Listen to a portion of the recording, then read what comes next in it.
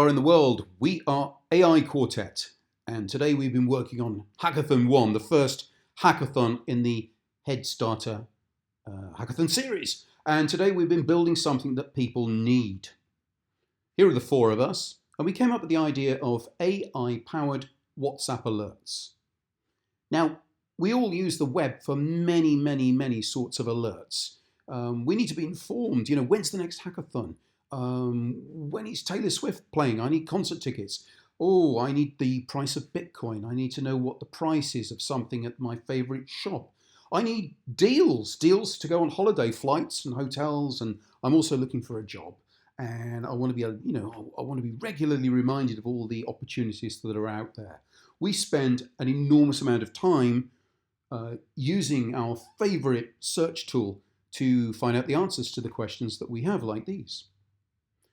So who's using this app? Well, at the moment, nobody. We haven't got our app live.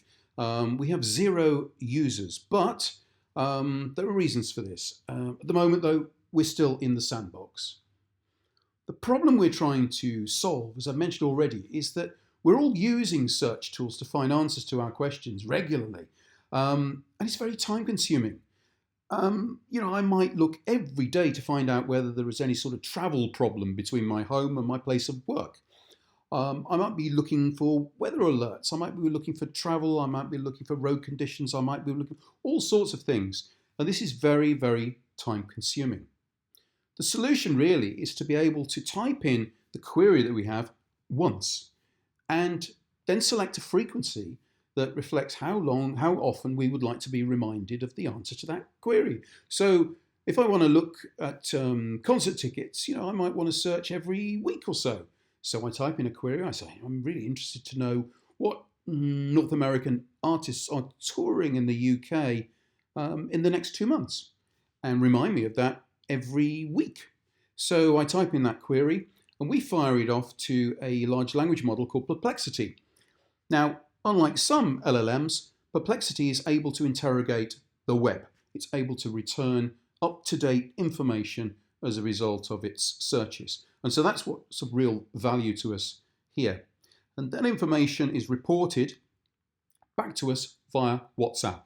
Not directly. We use WhatsApp via an API that's looked after by a product called Twilio. And we'll show you that in just a second. But very simply, our queries are entered once, they are run with the frequency that we'd like them run, and the responses to those queries are delivered directly to our WhatsApp on our phone.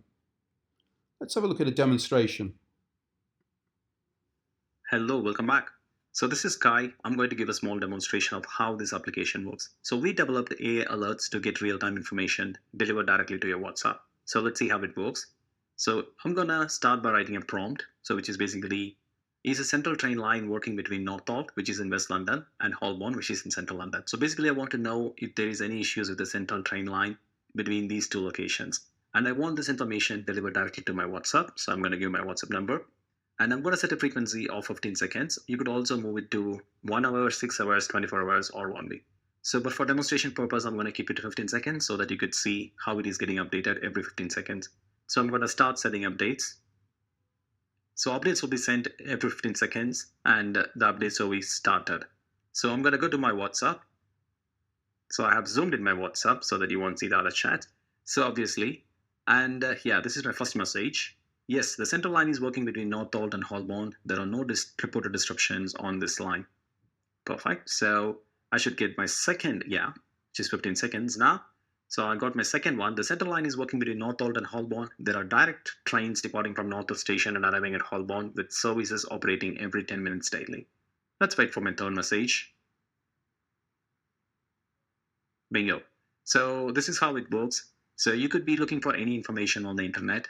Simply, you could come to this application, type whatever you want. It could be, you could be following a stock, or you're looking for some concert tickets, or you could be looking for some educational information, or you're looking for if there is any job opening that you're looking for in a specific company, and you could give your WhatsApp number without even you going to the internet and search for it. You get your updates directly delivered to your WhatsApp. And you could set the frequency however you want, and accordingly, you'll get your updates. Yep, thank you. Hello, welcome back. So that was a demo, and the tech stack behind it is really simple. User interface is looked after by Streamlit, a really easy little Python-based package. We code in Python. We're calling a large language model called Perplexity directly via the Perplexity API, and we're accessing the WhatsApp business integration via a package called Twilio. So we sign up for Twilio, and again, we've got a Python library that allows us to use that and access WhatsApp through it. Hurdles. Well, there were a few twiddly bits to sort out with the APIs. I guess that's normal. But the big hurdle really was about sending messages to WhatsApp outside of the sandbox. We were playing in the sandbox to get it to work.